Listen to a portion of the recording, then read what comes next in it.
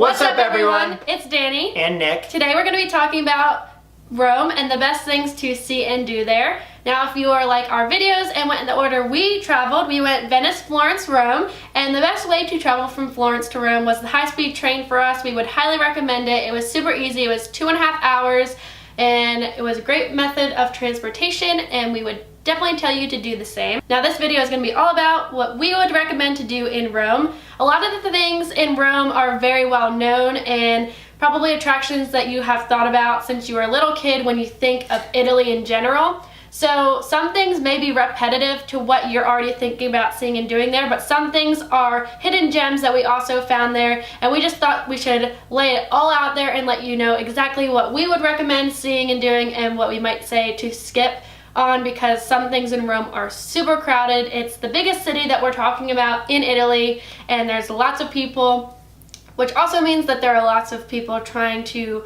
maybe pickpocket or scam, lots of gypsies, so just be aware of that. We saw it most in Rome out of the 3 cities that we visited, and we would just like to mention that just so you are aware. The first attraction we're going to be talking about is the Colosseum. This is by far and away the most iconic. It's probably the busiest in Rome, and so therefore you're going to have the biggest lines. The best way to do it is to buy the ticket beforehand, and that's the ticket for the Colosseum and the Roman Forum. We actually went in and did the Roman Forum first because even though you have a ticket, there's still a line with tickets. So we did the Roman Forum first because the line was shorter. That took us 2 to 3 hours to do. Which was way longer than I thought. The Roman Forum was huge. Way bigger. I was glad that I was wearing my sneakers. So after the Roman Forum, you can go over to the Colosseum, or you can do the Colosseum first if you so choose. And then there's 2 lines, one for pre-purchase tickets and one for the people that don't have tickets. Definitely get your tickets beforehand. The lines can be crazy. That can take all day if you wanted to. You can spend hours in there. We spent roughly 2 hours in the Colosseum just wandering around. You don't want to leave, I'll tell you, because it's so cool. Even though it is the most iconic landmark in Rome for a reason. It's really, really neat. My personal favorite thing in Rome was the Trevi Fountain because it fulfilled all of my Lizzie McGuire dreams.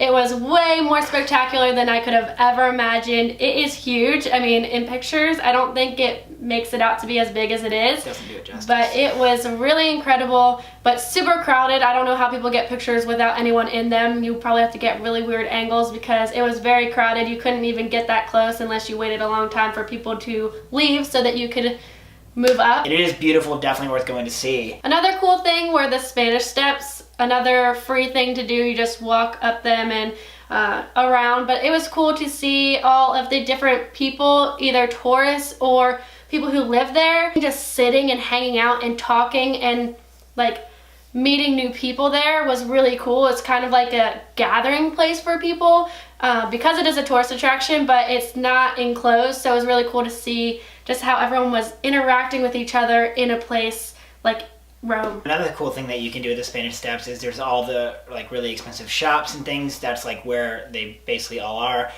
So you can kind of go shopping even if you don't buy anything. It's really cool to kind of just walk around that area. Another cool thing that's pretty famous in Rome, especially for the history nerds out there, is the Pantheon.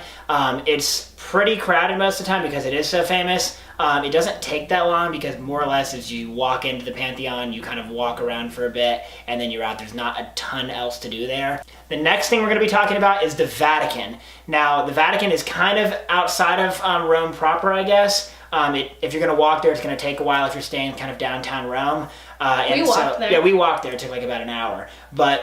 So you can do it, but definitely give yourself an entire day for the Vatican. It was definitely the busiest thing that we did in all of Italy and ever in my whole entire life. I've never seen so many people packed into one place at the same time. And we bought tickets in advance and we still had to wait in about 45-minute line because the line for no tickets was like way longer, like hours. Hours and hours. And we went early in the morning too. So just get your tickets beforehand because you're still going to have to wait in a long line, and get there early and do everything that you can. But even when you get inside, it's not going to be as magical as you think because there are so many people in there at the same time. You're not going to get a picture by yourself. You're not going to be able to see everything that you want to be able to see, but still definitely worth going to because it's so iconic. If you're a religious person, obviously, you know, that's going to be great for you. I mean, it is definitely a crowded place. It's worth doing. If you get lucky and the crowds aren't as bad, I think we'd have, you know, even better things to say about it. You know, with the crowds, obviously it takes something away from it. I mean, when you're filing through a hallway, you know, people right in front of you and people right behind you, it's just not quite as fun. One of the other things they do in the Vatican, obviously, is St. Peter's Basilica, basically the biggest church, I want to say, in the entire world. That's something that you should take the time to do. There's going to be an entirely separate line for that. You do not have to buy tickets for it, but therefore you're going to have to wait in at least an hour or two line unless somehow you're the first person there in the morning. Maybe you go check out that before you go to the Vatican Museum itself. They're separate things. You cannot get... at least the regular public can't get into the St. Peter's Basilica from the Vatican Museum. My number one tip is that when you are hungry near the Vatican, to get away from the Vatican area, probably within a half a mile, to eat anything, we didn't even look at a menu. We walked into a place maybe 2 blocks away. And it wasn't even on the main strip, by the way. It wasn't on the main strip. We thought we were doing well. And we just ordered spaghetti with pasta, with regular sauce. Yeah. And no meat or anything, and it was $30 for each one, which is ridiculous for just plain spaghetti and sauce. But, I mean, I guess that's what you get when you're in a popular area and you're starving, and that's what's around. Yeah, definitely eat either right before you come or a little bit further away because you're definitely going to save some money. Another really cool thing that's kind of out of town, similar to the Vatican, just I guess in the opposite direction, is the Catacombs. This is where a bunch of dead people are buried, but it is really, really cool. It's not as creepy as you'd think. It's not really a cemetery. It's like... I mean, it's an underground cemetery. They've moved a lot of the bodies. It's not what you picture as a cemetery, though. Right. I mean, there's really no skeletons in there. People used to steal them. They've taken those out, so you're not going to get too creeped out. It's not like some of the ones where you've seen on the internet with like skulls in the wall and everything. I wanted to see that, but that's not the place we went to. It's still really cool to go see. You go underground. I think there was like 500,000 people buried in the one that we went to. We ended up walking there. Like I said, we stayed near the Colosseum, so it was about an hour walk. That was the hardest part. It wasn't easily accessible. Walking was pretty dangerous. There wasn't really a sidewalk or anything. We were basically walking on the road. On the way back, we took a bus. So if you look into that beforehand, there's definitely buses that go there. So that probably is not going to be too hard. It was easy to jump on the bus on the way back. You could buy the bus ticket there. A hidden gem that we found was San Clemente Church. Nicholas's dad actually recommended it because some of his friends had said it was really cool. And there was actually a crowd outside, so we weren't the only ones who knew about it, but it was still a small crowd.